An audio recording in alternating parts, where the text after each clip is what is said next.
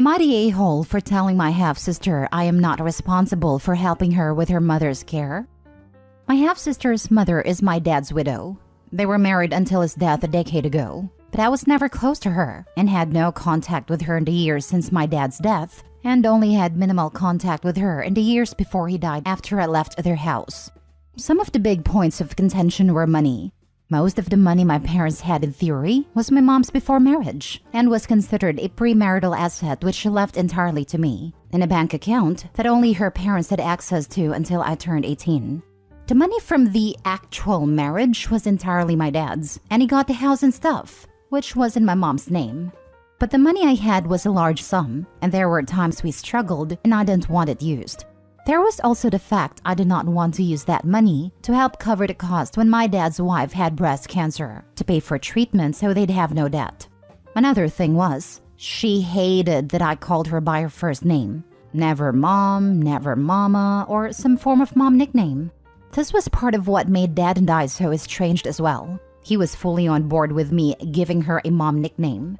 There was a lot of stuff too when my half-sister was born, and I had more extended family because my mom came from a close family, and my dad did not, and neither did his wife. I was low contact for about 5 years before my dad died, then no contact with his wife after. My half-sister and I have always had a strained enough relationship.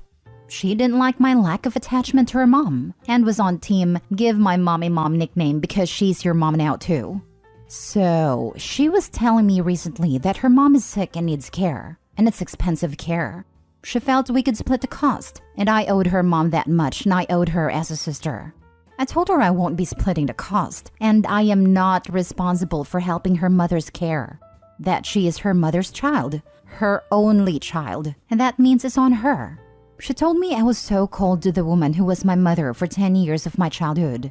She also told me I could do it for her as her sister, a sister who was never the best sister, and can make up for some of that now. Am I the a-hole? Now for the comments. Not the a-hole. Keep your money. If your dad got the marital home after your mom passed, I presume it went to your stepmother after your dad died. She can sell it if she needs to pay medical bills.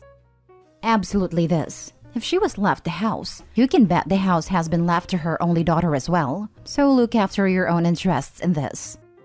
By default, it goes to the spouse and then it is 100% hers.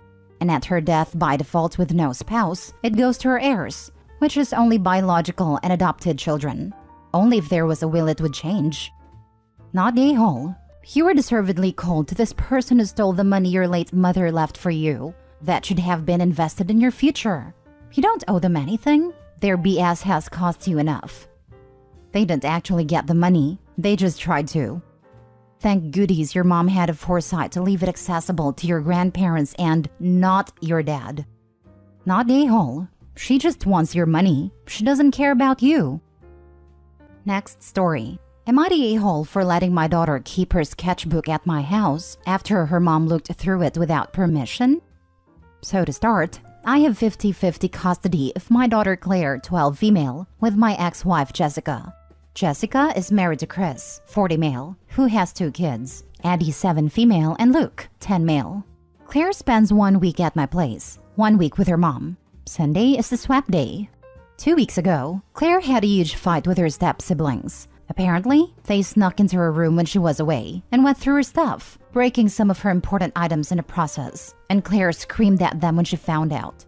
Jessica and Chris just wrote off Addie and Luke's behavior as kids will be kids, which I disagree. I think Addie and Luke need a reality check for their behavior, and that they shouldn't get away with it.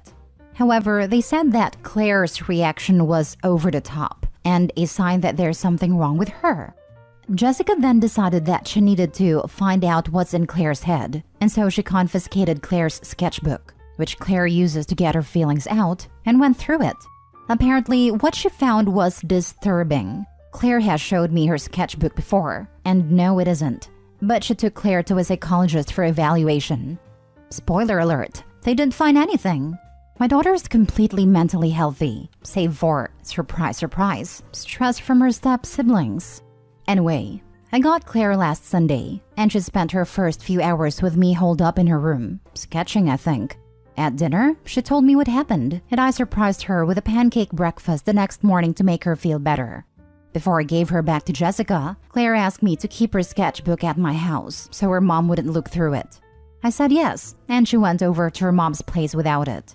Yesterday I got a text from Jessica. She said that she was worried that Claire forgot her sketchbook because when she went to confiscate it, it wasn't where Claire usually keeps it.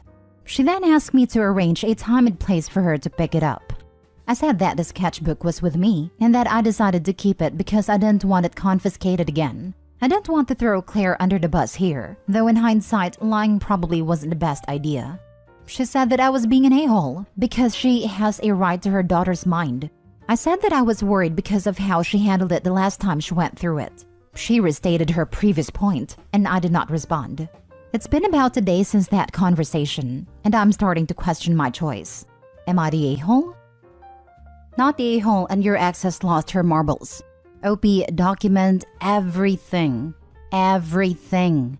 Their response to your daughter's very normal behavior and sibling stress is disturbing and suggests she's being scapegoated in that home, especially as they are excusing their other children's behavior as normal, which means that they are excusing other harmful behaviors too. Where will it end?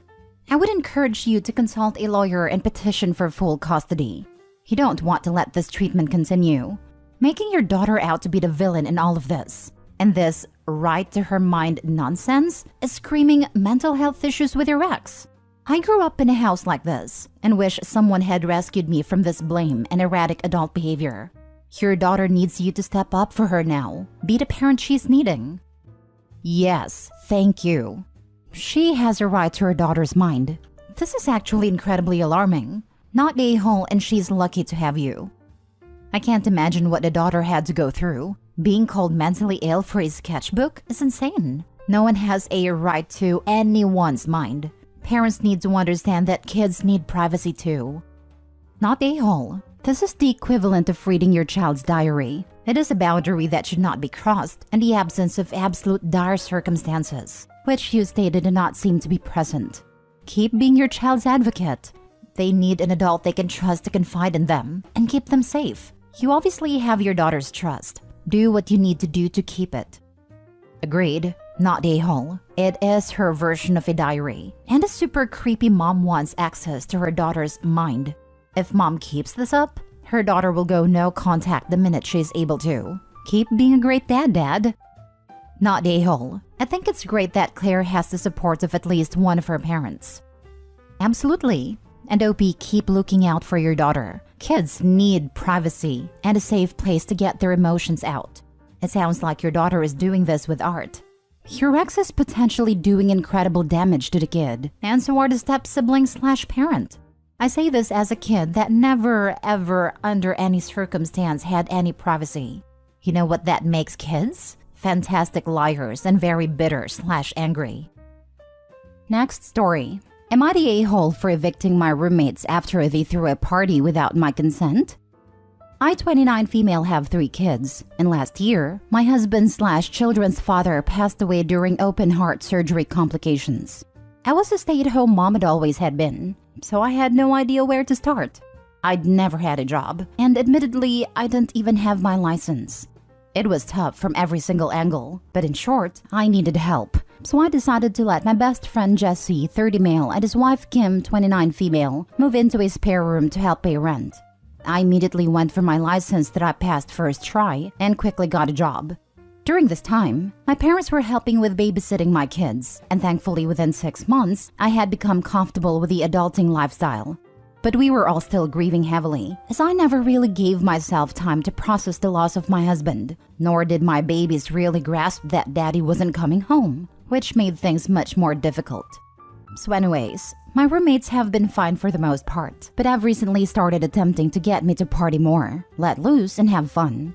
Thing is, I'm still not even remotely comfortable with that, and I've expressed this multiple times. That, and I have some unresolved trauma involving men from my childhood. I don't really feel comfortable being around any guy while drinking. I'm working through that in therapy that I started recently, but there's a long road ahead. Well, I picked my girls up from soccer practice yesterday and brought them out for ice cream. We got home around 6 p.m., and there were 4 or 5 unknown cars in my driveway, and I could hear the music blared.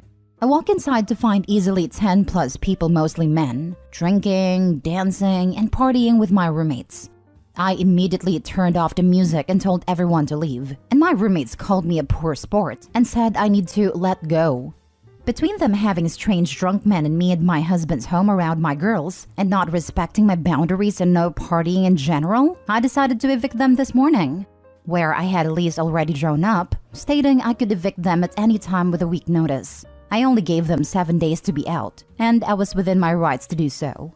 They're saying I'm an a-hole for blindsiding them after all they've done for me, but them having drunk guys in my house around my daughters without even asking, knowing what I went through, was not a situation I would ever forgive.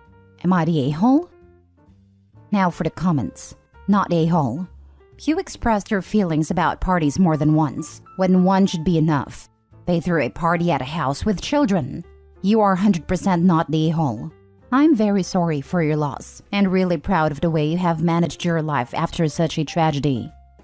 Not a-hole, Opie, not even a tiny bit. Even if you didn't have the trauma that you have and the grief that you have, it's still not okay for any roommates to have a big party in a shared home without everyone who lives there agreeing to it ahead of time. The fact that there is so much more to your situation makes your roommates' actions all the more horrible and thoughtless.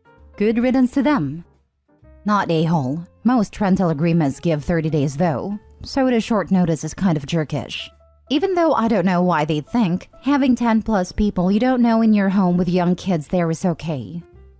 They signed a rental agreement acknowledging they only had 7 days if evicted, and then said F her boundaries. There's nothing jerkish about applying known consequences to problems they created. That rental agreement means nothing if local laws say otherwise. Opie needs to know that this could hurt her legally. It's legal where I am. I already checked it out and have the eviction served by an officer. Not a-hole. So they knew the rules, and they could have easily done their partying at someone else's place. So good on you for enforcing the rules they agreed to. Make sure you change the locks the same day they leave, regardless if they give you back their keys. Also, if they have any access to apps including passwords like Prime Plus, etc. that you pay for, make the necessary updates to remove them and change the passwords. If you have any small valuables, I'd suggest making sure they are somewhere safe. Not to insinuate your former friends would steal, but ticked off people sometimes do stupid stuff. One other thing is whether or not you are home. Remember, please to keep exterior doors locked. Train the girls to also do this, as well as don't open doors unless you know who is on the other side of it.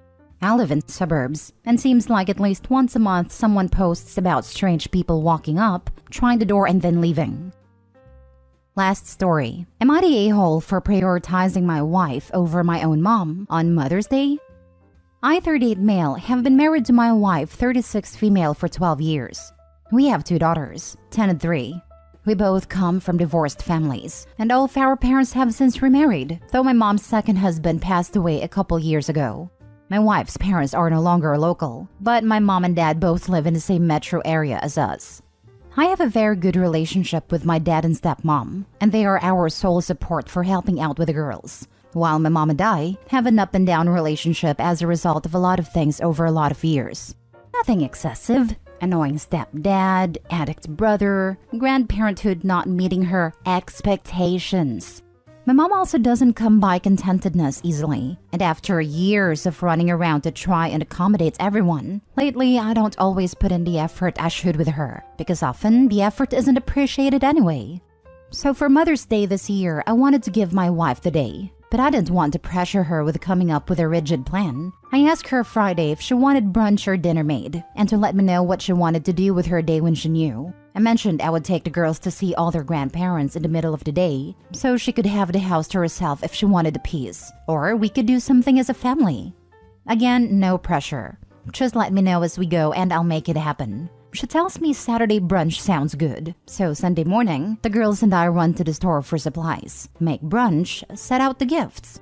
We eat and play for a bit, and the wife mentions I could take the girls. I call up stepmom and wish her a happy Mother's Day and ask if she's around. She is, so the girls and I stop by for a visit. Then I call my mom, and I can tell by how she answers the phone she's annoyed. I wish her a happy Mother's Day and ask if she's available for a visit. She is at her sister's for brunch and won't be home until later when a 10-year-old has activities. Fast forward to Monday, and I get a text from my wife that my mom had sent a screenshot of my wife's post on social sharing about her day and told her she had a terrible day and didn't feel the love from anyone.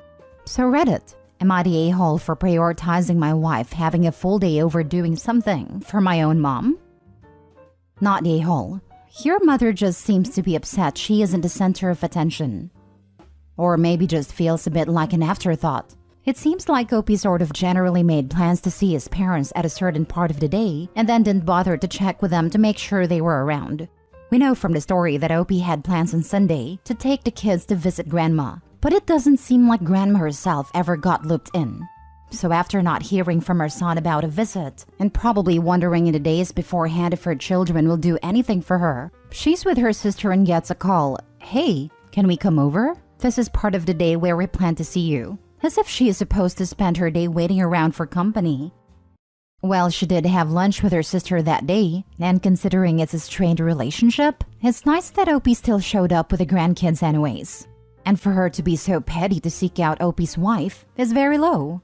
She could have said so to her son. Why try spoil a happy memory of his wife's Mother's Day with her daughters and loving husband? Not the a-hole. You rang up your mom and asked if she was free to see you and your children. Additionally, your wife and child are your family. All mothers should be celebrated, new and old. You did that. I think you did it in a fantastic way too. Prioritize his wife who is dealing with the kids day in and day out, but make sure he still pays respects to his mother and stepmother by bringing the kiddos by to see them as well. And at the same time, giving his wife some time to relax by herself. Seems like a win-win situation to me. Yeah, he literally acted this out perfectly. Especially with the context of all the Mother's Day gone wrong posts these days. Such a beautiful thing to see it done so well.